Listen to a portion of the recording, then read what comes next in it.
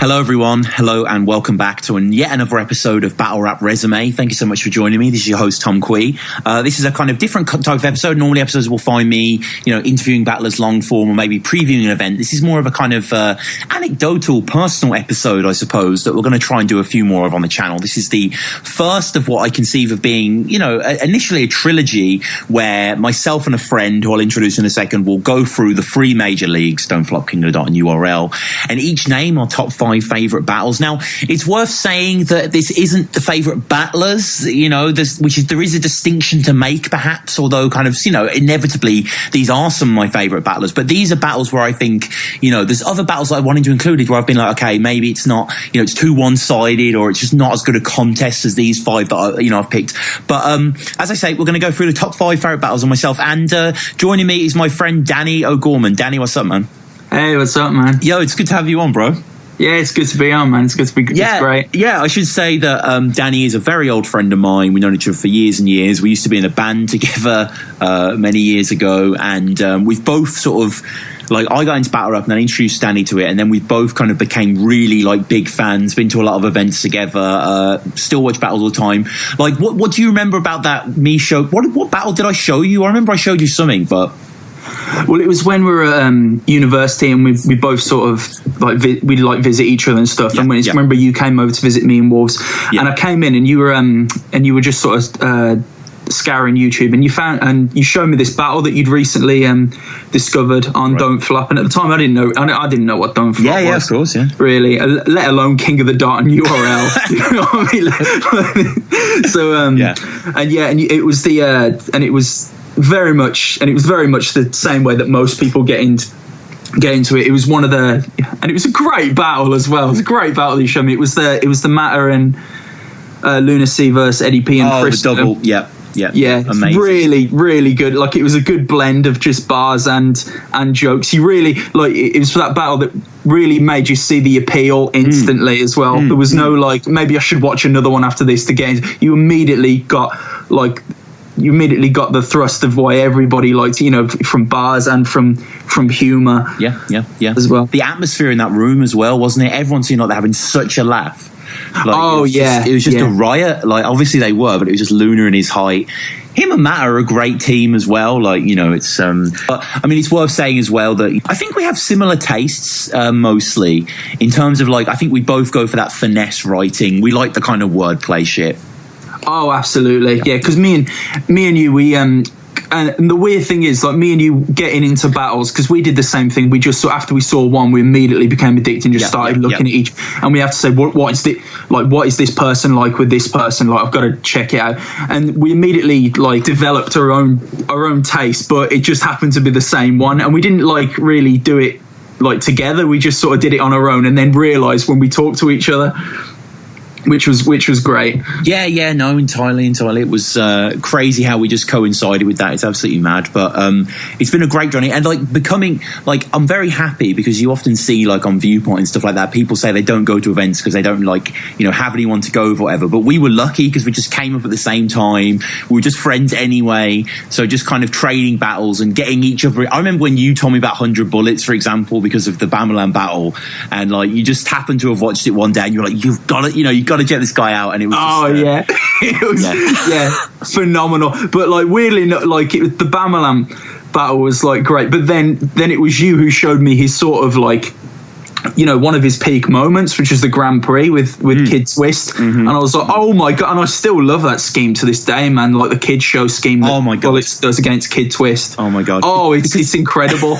I love just going through it in my mind as well. I'll be at work, and it will just every now and then it will just pop into my head, man. It's amazing. Yeah. His whole run, his whole Grand Prix, but Minnesota Luke said recently, I don't know if you saw, he said that obviously Ronan Caustic is the title match at World Domination 6 coming up.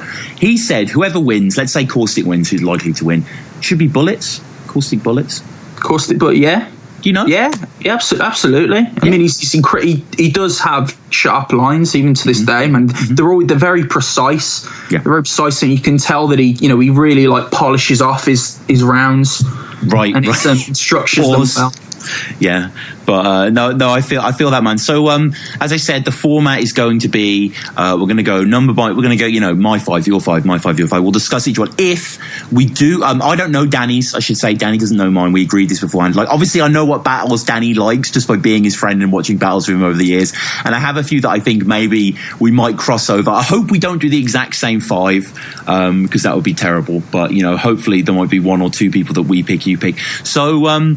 Danny, why don't you kick us off? Number 5, what is your 5th favourite Don't Flop battle? I'd have to say Sensa versus Oshea. In the world of rapmusic.com, technically, your record's better, but that's where our CVs differ, because I was just wondering, Sensa, have you brought any CDs with you? You got any shows coming up? You done any recently? You got 2 million views on YouTube? You've been on a BBC?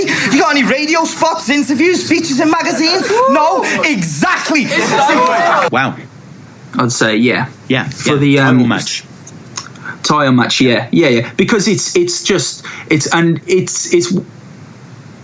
bizarre because it's one of those ones that really does, like, when you start watching battles for quite a long time, you start to decide like what a classic is, and like it gets thrown around a lot, and people say like, oh, Lunacy versus like DPF, that was a classic and stuff, but it has to, for it to be a classic, it has to be debatable enough for like people to pick their own who they thought won, and you can't really like say they're wrong.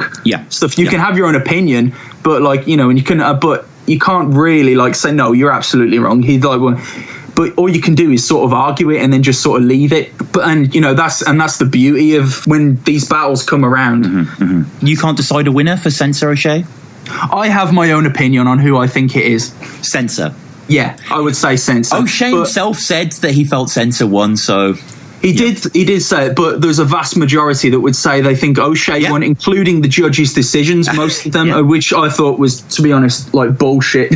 But like I thought their reasons for why he won were kind of like a little bit ridiculous. Yeah. To be honest, I think it was very much an opinion that came from like the atmosphere in the room, sort of thing, rather than like listening to the content. They were like chanting his name, and Oshea appealed to the crowd, and the crowd went mad. Like, Sensa was the heel, wasn't he? He was the very hateable guy you love to hate. Yeah. He's very, very much, and like he doesn't. And he just doesn't care as well, and he comes with it, and he puts on this really like just. He really just swings for the fence every time, and it's great. But the problem is with Sensa style is that he treats it as a one size fits all sort of thing, and it doesn't. And towards the end of like his last like few battles, we've kind of seen that like fail really, and just seen it go to. So what is it about this battle then specifically that you love? Is it the contentious nature? Is it Sensa? Like, what is the elements? Well, it's like it's the combination of like Oshea treating it quite seriously as a title match, but also coming with some very funny rhymes, very funny rhymes, and some really he comes with some angles, which I think if there's ever a time to use angles, it should be the title shot. Really, I mean, we could obviously talk about that later, but he comes with some deep angles, and he comes with some he's just classic sort of Oshea style as well. And on the other side, this is like first of all, fuck Sensa's kids, just kind of just getting out of the way. But because he says some like horrendous shit in that battle, man. He says he'll Gary Glitter his kids in the back of the van. It's like, this is horrendous. Yeah. And then you got like Sensa just like not put off by his by Oshea talk, and he just comes like completely like straight with his approach. Really offensive, but really poignant as well. Really poignant, really on form, like really well constructed angles. And it's good that it's so early in Don't Flop's history as that was, like 2011, 2012. It wasn't like two jokers were the top people vying for the title. It was like, some serious people had developed within the ecosphere of the league. And, Sensa was just there, and he was powerful as hell, and he was necessary. And I think the choice of Oshea to win was maybe subconsciously, and I don't know if you feel the same way, but like a commercial one. Oshea as champ is just a better look for Don't Flop. Absolutely, yeah. And it kind of goes back down to that, like, I mean, Tony D kind of put it best really when he said you didn't beat Sensa's bars, you beat Sensa's personality. Really. And it's and I think that kind of holds true in this battle, but it's still debatable enough. You can still, like, when people like say to me that they think Oshea won, like, I get why, and I'm not really going to say, like, you know, you're like wrong, but I'll just sort of argue back. Yeah. It's there. I mean, sometimes you can just win without any bars, and you lose rounds, but you win. It's kind of ridiculous. Like, I watched Mickey Worthless versus DK recently, and like Mickey has nothing, but he wins. He just kind of hits on her quite perversely, really. Yeah, he does, man. Over 3 rounds as well. Like, really, like, stretches it out. yeah. It's proper, like, sort of. Well, it's kind of the opposite of what is it? The pickup artistry. It's pretty unartistic, but anyway, I'll go for my 5th. We'll get on to the next battle. This is a battle that I'm pretty sure you might have picked. It's a battle we've mentioned already. It's Bamalam versus 100 Bullets. Brilliant. Stay grounded, because if you cause friction, I got that 9 milli Glock. Watch your conduct, or you can catch static. Who you think you kidding, Ock? The minute you see this Mac hair raising, that's when you really shocked. It won't take an electric reader to see 100 kilowatts.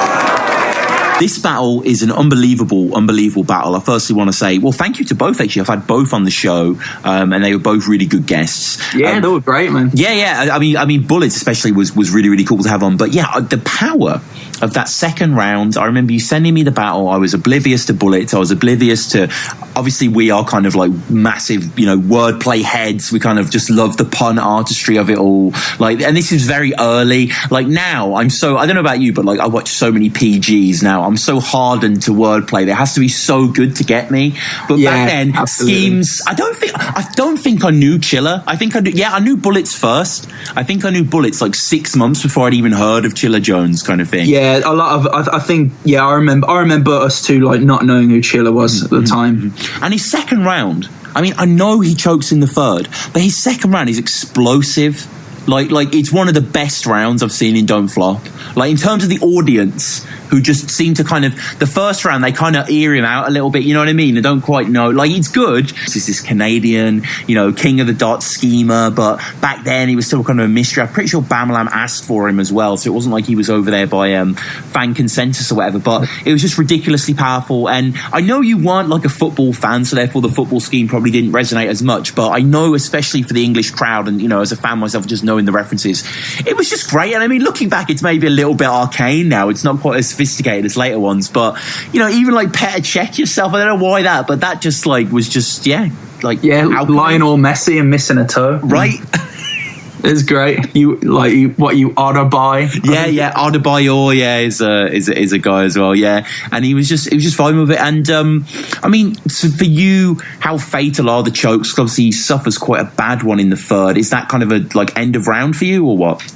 I'd say so. Like, usually I let chokes go when people are very sensitive to chokes. Like, if someone chokes a bit, they're like, oh, they've lost. It's like people stumble all the time. Like, everybody chokes. It's just the way it is, man. But you can't really factor it in too much unless the choke's really bad. You know what I mean? I think the only person like in Battle that hasn't choked is probably like DNA, to my memory. I've never seen DNA choke ever. No, I've never seen him lost for words. No, I think E. Farrell might not have as well, but I mean, DNA has battled like 90 odd times, and I think you're right. His record is, you know, I mean, he can slip into a freestyle though. Has Disaster choked? He has that kind of freestyle ability. Disaster's choked. Yeah, he choked versus against Pat Stay. He kind of he choked, and he ended up having to kind of build himself back up with like a freestyle in order to get him. So he was in like the second round, I think, in the title match versus Pat Stay. Okay, I'll check that out. But and again, you know, this battle's not just for 100 Bullets' sake. Bamalam, I think, is fantastic as well. Primitive Bullets, archery, and you know, when he got the T-shirt done of like, I don't really care, his slogan for a bit.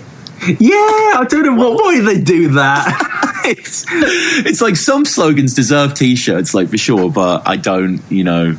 They do. Yeah, I don't know why they But yeah, you know, I don't know why that. Like, people are going to see that. Oh, I got that. Yeah, Bamalam told Bulletz he didn't care in a battle. Yeah, that's good. I'm gonna I know. Yeah, it was just his kind of sarcastic, dry. It was a perfect antidote to kind of Canadian scheming. It was just kind of like, you know, just cutting through to the bone. And he took up the victory. And I guess The thing is, though, if you're giving it by rounds, it's kind of still Bulletz' victory, I think. I think his first two are his strongest. And his third's even good. He just kind of suffers these false chokes that he fights through and then eventually wraps it up. But all in all, I mean, amazing event, 4th birthday, but all in all, a fantastic battle by the both of them. And one of the best kind of like international coming to Don't Flop type of battles too. Like, I felt Bulletz brought it on his debut massively. Oh, absolutely. Yeah, he really and you could tell from the crowd as well at like the 4th birthday event that there were a lot of people there that weren't, used to that level of scheming. Yep. As well, because I think at that point people were used to, people mainly were used to like Maltese and like clever sort of mum joke. It was very much a jokes over bars sort of like atmosphere at that time. I think, and it's only like from there that it started to get more and more serious. I mean, it was with some battles in that event, it was serious, like Shotty and Arsonal. Right, my 4th is... Sorry, Danny, I should just say, before we get into that, Danny, not only is a good friend of the show, he designed the Battle Rap Resume logo. Which is, on every thumbnail, thank you, the BRR with the pen in the middle. Like, I literally just told you, I want the letters and some sort of writing thing. And that was the first thing you came up with, and it was just like, yeah, we're going with it. Like, yeah. Well, I know you very well. And I know what you like. I know the kind of thing that you're after. And I was like, I was able to kind of narrow it down quite quickly. I was like, right, I think he's going to like this. And I think this is like the strongest sort of element to put in the thumbnail. So it's quite... It's good, man. It's striking, and Danny as well. Is in charge of merchandise. But we'll get on that towards the end of the episode. The Red Bubble and such. But your 4th favourite, Danny? 4th favourite is Marlo and Shotty versus Dialect and Zen. I heard Shuffle used to be a magician, and now he's your assistant. Well, after I'm done cutting this top, there won't be no reappearances when you get put in a box. So Dynamo, what's with the hair you're trying to grow? It's weird. Talk us through what do you love about this battle? Well, like Dialect, like thing with like people that go like the comedy angle and stuff in Don't Flop is it's quite hard to body them. Yep. Really, it can be quite, because you've got to sort of come down to their level. Really, it's hard for you to like if they sort of like just clown on you and you do loads of like just straight talking sort of bars and material at them, it's gonna swing towards them more, really. So you've got to make them feel just as kind of low and and bring them down from their level, as it were. Yeah. And I think Dialect and Zen did a pretty good job actually of doing that. Whilst at the same time, using their sort of grime background and just coming with some really strong bars and really just really making a performance of it as well. Like they didn't feel like they really came into their own in that battle. And also and that's Dialect and Zen to us, but Shotty and Marlo were absolutely hysterical. I mean, it was ridiculous. They were so you funny. You brought your goons with you. Yeah, really deadpan, dry. It's so funny. And the bit when he got his that photo of him in his living room. Oh right, look at him in his living room. It's so funny. I know, and the whole chocolate stuff as well is pretty funny. I'm trying to think of some of the other stuff, but and they do just a really good third round where they talk about when I have an idea. It's it's not a light bulb, it's a chandelier and shit like that. They kind of rise to the occasion in the third of the title match, because they give it the sort of treatment that it is. So with the first 2 rounds, they were the strongest that they could have been for what they do in Don't Flop, their style. And then they kind of they take it more seriously in the 3rd round, and they just really hit hard. Yeah, and all of the bars hit. Yeah, and isn't there don't they kind of spend the kind of classic 2-on-2 strategy? They spend most of the time on Dialect, and then I think the round just ends with Marlo being die in a hole, Zen, or something like that. No, I love that. I think I agree. Zen and Dialect are also a dope team in that. I hope to see them again back, because they killed it, and obviously you get the grind flow, in the second. And I think Dialect has a line you wear tweed blazers, we're weed blazers, or something like that, which is really, really nice. But yeah, and I think the good thing about Shuffle and Marlo, they just bring the best out of their opponents, don't they? They always seem to have good matches, good doubles matches. They do, yeah, and they're very sort of humble as well. They have a lot of humility about what they do, but they come hard. In every battle, man. They are like one of the best things to happen to Don't Flop ever. Like, there's no doubt when you see them as like, are they funny or are they good at good at battling? No, and you see very quickly that they are good at battling. Yeah. Strategy, bars, performance, they've just got it all in the locker. In a presentation that is very deceitful, like they're fucking incredible, like, you know. Absolutely. And I actually have a Shuffle Marlo battle later on in my list, but I'll get on to my fourth one. This is a bar heavy classic from 2013 featuring two of my favourite guys. This is Ogmios versus Cee Major. If you're hearing a fruit scheme and thinking shit ain't hip hop, he's a vegan. Principle of swords, you gotta die by what you live off. Cause it's the kid with the smoothest bars on a hip hop tune versus the man from the smoothie bar of the hippie commune. Oh yeah. This is a really, really good battle. I believe it's from a Set the Standard event. I'm not quite sure, but it's brilliantly filmed. And Ogmios is, I mean, it's just, for me, it's just like the definition of a style clash. You have this kind of, you know, East London kind of very like boom bap, brilliant flow, Cee Major, great lyricist. Then you have this kind of existential Swami. Like, they are kind of polar opposites and they come together so well. They both embody themselves so well. Like, Cee Major's just kind of clowning on Ogmios' lifestyle in the third, especially, is really, really funny. And the vibe of the battle is excellent. I think they have a really good... there's something about... Cee Major has like a kind of like really good teacher bar. He's like, I just showed him who's a ruler in this classroom. Now get ready for the old school beating. Which I thought was a really nice kind of finish. And it's a brilliant... Oh, yeah, that's good. That's really good. On that Mr. Chips sort of angle. On that old school Victorian discipline tip. You will be beaten against this blackboard. And, I mean, Ogmios, man, you got to Ogmios late, am I right? I remember you like getting into him. Yeah, quite late. Mm-hmm. It was his...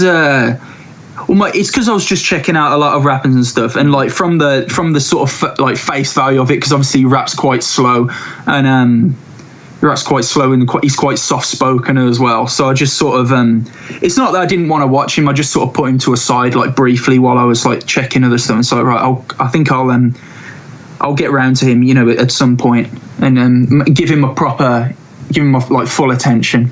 Yeah. But I don't know what the first one that I watched that really like made me love Ogmios. I think it was I was about to say Orcs. That is most people's favourite, yeah. Yeah, it was. I think it was Orcs. I was going to say Oshea, the Oshea one, because that's really funny. That's really, really funny. It's hard to watch as an Oshea fan because Ogmios just breaks him down so well. Like, yeah, I love the bit in that battle where he's taking the piss out of O'Shea's girlfriend. So because you know in like the Clips battle, and she got really annoyed and threw an orange on the floor, and he was like, "Damn, she's mad vicious. I seen the way she dashed that citrus." He's like, "Let me be precocious." To see what a prick O'Shea is. Yeah. Yeah, that's great. Yeah, he has like a Game of Thrones bar as well. Like Oshea guards Bran's fate. Oshea guards the Bran flakes. Like, it's crazy shit. Like, you know, he does one bar about like Oshea, like, I don't know, molesting some fish or something. Yeah. In like a freezer. He got caught at work or something. Oh no, that was shout out Ogmios. It's a fantastic battle, and yeah, the battle with Cee Major. I think anyone that's seen that battle knows that it's absolutely fucking classic. So your third Don't Flop, man. What's in your top three? Third Don't Flop is a Unanimous versus Chris Leese. For incoherent evil, my desert eagle looked more like an albatross. Pesh said it best. I'll treat this like an occupation. When it produces me wealth, I'll still turn your head top to a condemned loft. It won't be asbestos that ruins your health. I'm a handyman that'll turn your roof to a shelf. Strap the hammer to your hand until you do it yourself.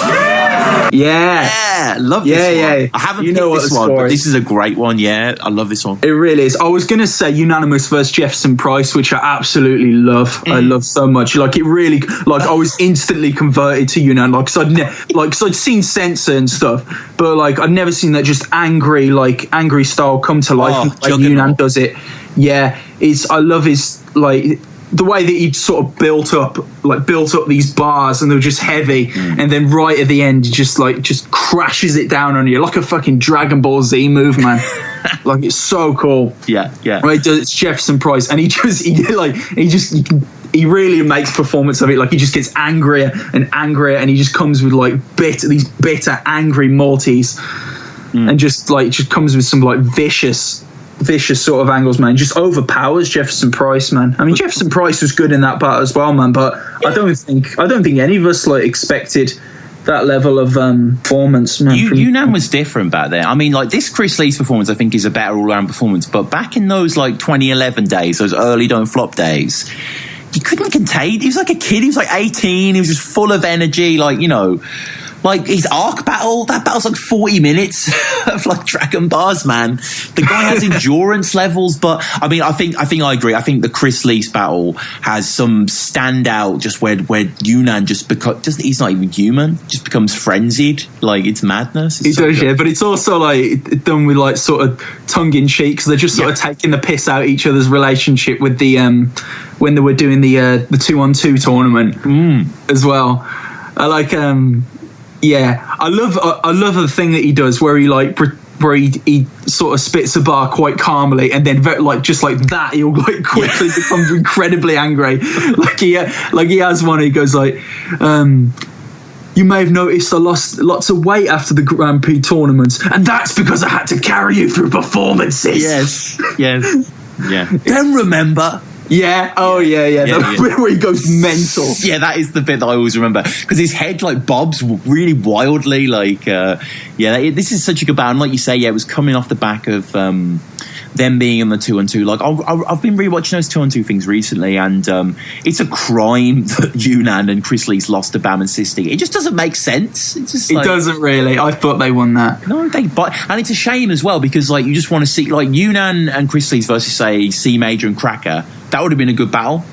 Like, it would. Cee Major, Unan as well, just them two sort of going at it. I think that would be a lot of fun, but unfortunately we got, you know, Bam and Sisti and C and Cracker. But no, shouts to all those guys. And yeah, that is a dope battle. Personal as hell. Atmosphere is awesome. Leese could have been a little tighter for me, but I think Unan's good enough to save it to be a great battle. Yeah, Leese choked a little bit like in the first round, but it's fun.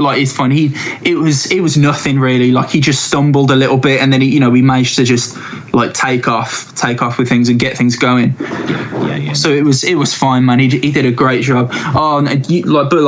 It just had a good mix of like just some really funny bars and some really like just aggressive.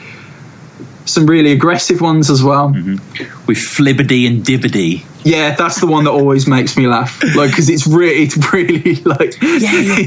And like, there's a bit, I don't know if you remember, because it's quite quick. It's like, it's only a few lines, but Unan like compares Chris Leese, like his relationship to like some like vet in Afghanistan who can't return to his family because he's like addicted to war and shit. And it's like this proper like heartbreaking, like jarhead Jake Gyllenhaal. Like some Hurt Locker shit. Yeah. It was just fantastic battle. My third pick. Now, I don't know if this is cheating, because this is on Don't Flop USA, but it's too good of a battle for me not to include. This is Math Hoffa versus Chilla. Math still gotta end violently. He'd be like, you don't got bars like that.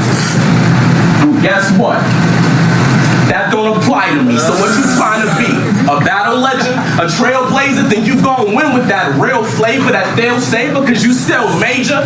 Yeah, you probably who they'll favor, but last year I faced more pins than Hellraiser. Absolutely love this battle. I think this is a seriously classic battle. Like a modern classic, like in all the sense of the word. All 6 rounds are great. I'm not like a big Hoffa guy. I'm not. And if you want to hear me and Chilla break down this episode, this battle, we went into it on the episode. I'm not a big Hoffa guy, but I think Hoffa's really, really funny here. The whole sort of, you know, him getting back on URL. Then if you remember at the start of his third, he gets the whole crowd to sing a Tupac song. It's like a really weird like moment in battle rap. It's quite cool. Chilla's rounds are clean as fuck. Like, Chilla has some great material. Like, I said this in the recap with Crafty on King of the Dot. Like, I felt that Chilla's international performances have been a little hit and miss, really, but I felt this is definitely his best Don't Flop performance, and one of his best performances flat out. Like, and I think he agreed with me as well. Like, he has something to talk about to Hoffa, you know what I mean? He has 3 direct rounds. There's still schemes. There's a huge school subject scheme that also goes into a mathematics scheme. Like, you know, there's some great shit here. But I mean, we're both big Chilla heads, Danny. I mean, what did you think of his math Hoffa performance? Oh, I completely agree. It was one of his classics. He had like a bit of a lull, didn't he, before that, with like Bulletz and like Young Gill. He was good against Young Gill, but it's still a little bit of a lull. Footage was a bit weird, that Young Gill performance. Yeah, it had some standout bars, but it wasn't phenomenal. Yeah. And so when he kind of like came to battle math and Don't Flop, I think we're all sort of expecting, like, you know, what was he? I think we thought he was going to do a good job. I thought he was going to do great, but we didn't think he was going to be that good. No, to be fair with it, because I was trying to think of like, well, how's he going to do a masking? Because he will do one. I know he will do one. So like, how is he going to? What is he going to do? Is he going to do percentages, fractions? And he just sort of like did stuff that like that was sort of on like the edge of my brain, but like I just didn't really just think of. I just didn't consider. You know, like the 3.14. That's as easy as pi. Yeah. Or like or the mean median mode one. Yeah. That's a scheme. It just like informs you. Yeah. That was fantastic. No, just heavy punches throughout. Really satisfying watch. Both of them are rocking with each other. You know, Hoffa as well. I think there is a certain sense with him. I know he got bodied by T-Top recently. I haven't actually seen that release. But you know, when that kind of happens, like, you know, people doubt if Hoffa's going to come with 3 rounds, whatever. Finally, Hoffa wrote rhymes to me. Chilla says himself. But yeah, this is one that I can keep coming back to. There are a lot of Chilla battles that I watch regularly, but this one, I really like this battle, and I like that it's on Don't Flop USA as well. I mean, Chilla math could go on any card, right? I mean, URL, King of the Dart, it makes sense anywhere. But I like that it's on Don't Flop, and I think the vibe is fantastic. But we'll push on. We're in the top 2 now, Dan. Your second favourite Don't Flop battle? Second favourite Don't Flop battle is Shotty versus Arsonal. Yeah. To beat me, you're gonna need Street Fighters, Ken and Ryu. You're gonna need Megan Good's mom's voodoo doll from Eve's Bayou. 2 midgets on mopeds with broke legs to breeze by you, and a book on how to deceive. That mean Adam need Eve's Bible. Yeah, it's at this point now where it's almost cliche, isn't it, to sort of include it, but like I felt it was a crime not to include it really with Don't Flop battles, because it's incredibly memorable, and it's like electrifying performances from both of them. Yeah, I mean, outstanding. I remember when it came out and I was just getting into battle rap when it was happening. It was, I think, 4th birthday was a big event that first happened when I first started following it properly, and you know, a lot of Shotty's bars, I remember just not getting them, and you watch it back and you get every single bar and you're like, what? But I guess just, you know, some of this is kits over your head, but yeah, wild. I mean, again, is it part of the thumbnail effect that it's got so many views? I don't know, because the writing's so fucking good. Like, when I want to off man like Dustin, I count all the matches like Rayman. It's just crazy shit from Shotty. Like, oh yeah, absolutely. And you know, he starts off just with these really quick multis that build up like a little almost story, but almost story / angle, and like he just sort of like blasts it like Arsonal, man. Like when he does that, like just stuff like in the second round when he starts it off and he does like the saw, like the sort of sauce. It's not a scheme, but it's like a collection of multis about like saw. Right. About like, you know how like you'll set up like a gun behind the door with like the lockpick, and when you like pull the door, it'll shoot the gun out. Yeah. It's elaborate, man. Like, that's just like, oh, that's awesome. Yeah. And we're like, and Arsonal has this like just great like URL performance. Not performance, but like presence. Yeah, he brings a top tier URL performance to a Don't Flop stage, which you rarely ever see. But yeah, do rarely ever see. Like he's become like a little bit oversaturated since then. But like that first one where he came in and he bought like, you know, just sort of bought about what URL's about, man. Yep. Just some gun bars, some horrible like in your face offensive graphic stuff, man. Just there's like a lot of like dead uncle bars and shit like that, like. Yeah, absolutely. But then like some heavy wordplay stuff, and then some just kind of like not really taking like Shotty like and just kind of like just, you know, playing to the crowd for some laughs and stuff, like, you know, saying stuff like, you know, I find the best place to write rhymes is on like toilet of an aircraft. Right. And then he'll sort of just get things going again with his alphabet scheme. Oh yeah, where he goes for the alphabet backwards. Yeah. See how I be on my A game. Yeah, that's just great. It's quite good, actually. I mean, I wonder if that had been tried before, maybe, but it is impressive nonetheless. And yeah, Arsenal, I love when he takes the shirt off and he has the Arsenal top underneath, man.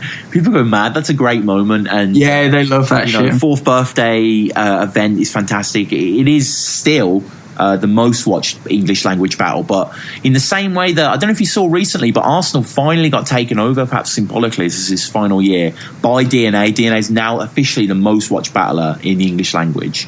Shotty and Arsenal still the most watched battle, but it looks like Dumbfounded Conceited. It'll probably take it over by the end of the year in terms of in terms of just pace. Dumbfounded Conceited is getting like 1 million a lot quicker than Shotty is, so I think there's just going to naturally eclipse one another. But I think that's mainly coming from like the Canada USA side. And also like Conceited, I think he has like 2 million likes on Facebook. Like, he's a big deal. He's on like Wild and Out with Nick Cannon and shit. So like, yeah, he's on like Sway in the morning, isn't he? Yeah, and people know Dumbfounded just because he's quite a famous battler anyway. So if anyone's going to watch a battle and watch one in the world, they'll be like, oh, the two guys that I know, it'd be like Shotty Luna, and everyone just says Shotty Luna for the fuck of it, don't they? But like Shotty Luna, it's one of those things where, I mean, would that work in your eyes? Shotty Luna,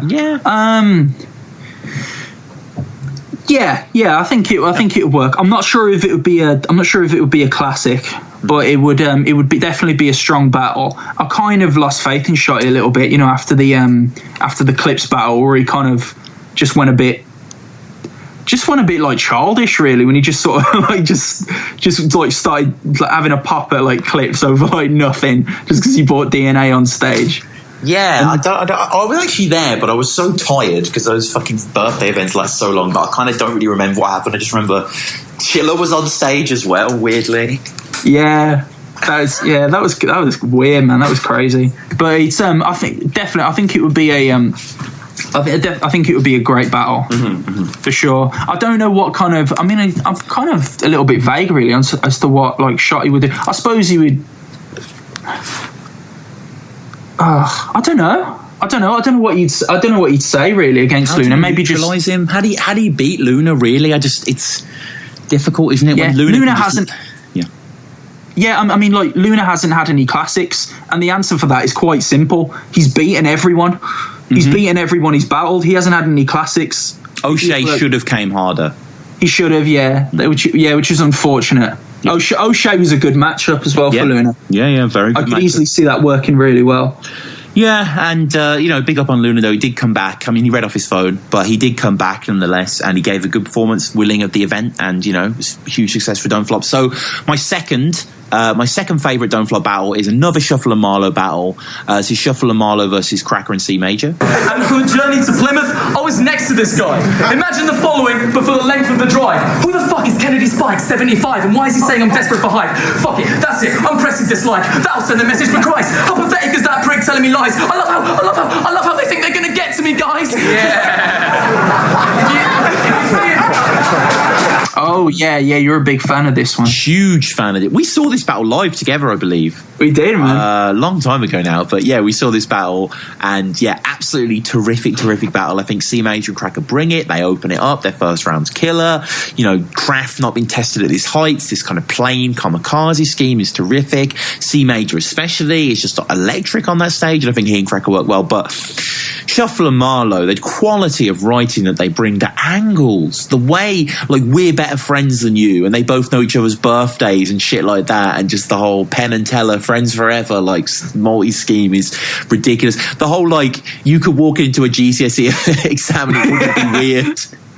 Yeah, you're literally I've forgotten about that one. Yeah, Marlo has that. Marlo has the you brought your goons with you. He has those one-liners that can just end me. I don't know what it is. Like he just has like Shuffle and Marlo have terrific delivery. Like, they do, yeah. Like it's because it's delivery. Yeah, it's because it's really dry and flippant. So like that's why it just makes you laugh even more because you feel like they're being serious when but it's just delivered like so well. Yeah. It's clearly like you can like your intelligence tells you that it's like for laughs, but like the way it sounds doesn't sound like it is for laughs. No, entirely. And, you know, Shuffle and Marlo can still rap their asses off as well. And Cee Major and Cracker kind of like, you know, go for the angle. It's like, what's the point? You're not rappers, how you know, rap battle kind of thing, you know. And you know, fair enough, you make that angle. That's an obvious angle to make. I think Shuffle and Marlo just kind of dance rings around them. Most of the battle kind of make them look stupid. Definitely get way more reaction than them. Even though, again, like we were saying earlier, there is two sides, and Cracker and Cee do well, but they don't write as long. I don't know if that's their fault. I don't know if time limits are agreed, but Shuffle and Marlo take it, and you know they've been champions ever since. It's a fantastic battle. So, number one, Danny, your favourite Don't Flop battle. Number one favourite Don't Flop battle. This is a one that would be on my top 5 of like classics of all time. Right. And it's definitely one of my favourite Don't Flop battles, man. And if any of you haven't seen this, I'd immediately check this out because it's what is it? It's phenomenal. It's well, wait for it. It is Matter versus Soul. You know, that is my number one as well. I swear he's making up his own language. I need a closed caption when Soul's rapping, and then wide open spaces in your folks' mansion, and nearly as big as the gaps you leave in your verses for crowd reactions that don't happen. But I won't slap him. I won't slap him because them cheekbones are so jagged that my hand would get too close and then flinch back in a cold panic. Yeah, I know you're going for the same one. Yeah, I read you like a book, mate. I know. You know how long I've loved this battle.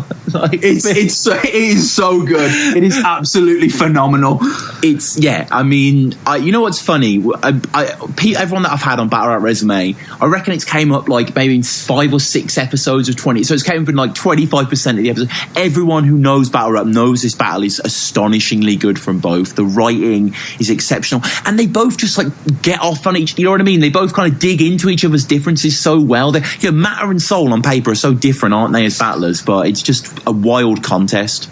They are, yeah. It's like, and you think this was going to be. I mean, I hadn't really heard of when I first watched it. I hadn't really heard of Soul, other than like a few of his early battles and stuff. But I was yet to properly get into him. And his intelligence and his writing really came into fruition in that battle.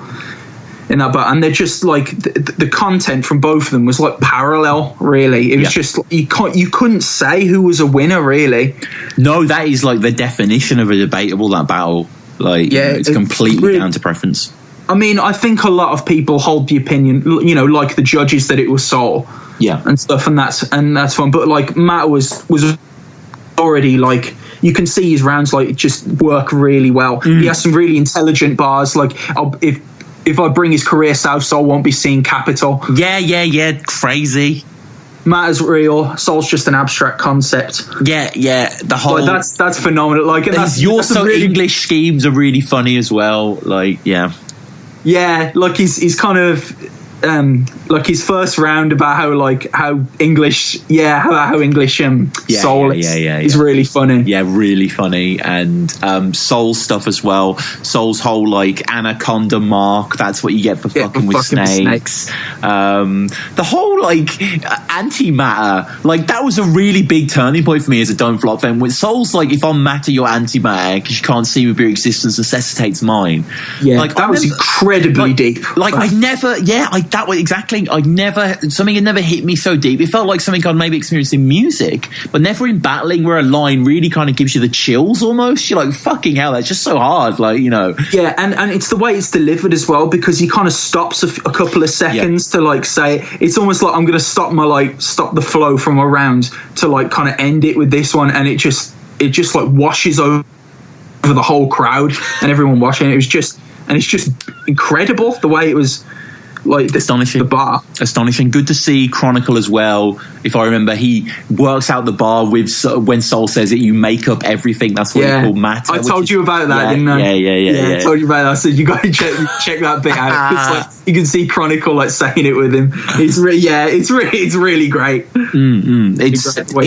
It's absolutely terrific battle. Shout out that battle. But thank you, dude. This has been a lot of fun. These are just going to be kind of brief, mate. Just under an hour kind of things. We are going to be back soon in a few weeks with King of the Dart and URL, the two leagues we're also huge fans of. URL, I think especially. I think King of the Dart I've probably got my 5, but URL I'm going to have to kind of think on that one because there's quite a lot of people on there that, you know what I mean. I'm like, yeah, I know what you mean. I'll have to have a think about. There's one or two battles. I think we're definitely going to both have a B Magic battle involved, I think, but I'm not sure. What are we doing URL next? We could do King of, but I'm just sort of thinking what would you go for just out of interest? Is it, for me it's probably B Magic conceited, I think is maybe Magic versus Chilla. Actually, DNA is a good one. DNA is a good one. Actually, I'd say Magic conceited. That's a really. I've watched that back quite a few times, and it's really great. Yeah, it is really good. But we'll get on to that. And finally, Dan, how do people find you? Because you have along with doing the battle rap resume stuff, you sell. I should say, if you want any logos and stuff, definitely check this guy out. You've got a great Redbubble shop. How do people find you online? You just search Anonymous 84. That's just basically anonymous with a D in the front. So that's Anonymous 84, and you can look at some of the stuff that I do on Redbubble. It's just lots of popular culture related designs that I do for fun and stuff. But by all means, just check it out. A like or a comment will really go a long way. No, seriously. If you dig the logo, of course, this guy's got skill. But if you go onto the Redbubble, some of the ideas are brilliant. One of them that I love is he's done the houses from Game of Thrones, but with legendary Pokemon on the top, and that design's awesome, man. Those are very cool. Oh yeah, cheers, man. I'm gonna be doing a series of them, and also you can check out my website at www.danogorman.co.uk. So that's Dan O'Gorman. Yeah, all one word. So Dan O'Gorman. Yep, don't man. Well, check all that stuff out. Definitely check out the Redbubble, Dan Anonymous 84, as I said. But thank you, man, and we'll see you all guys next time. Yeah, thanks, guys. All right, see you later. All right, dope, man. Thanks, bro. Yeah, awesome, man. Yeah, that was really fun. Yeah, that was good. We should definitely. Which one do you reckon we should do next? Maybe the King of the Dot one, or King of the Dot next. I'll try and get this up tomorrow because obviously I like to do episodes in advance, but something like this I can just get out whenever. This will be fun to just get out.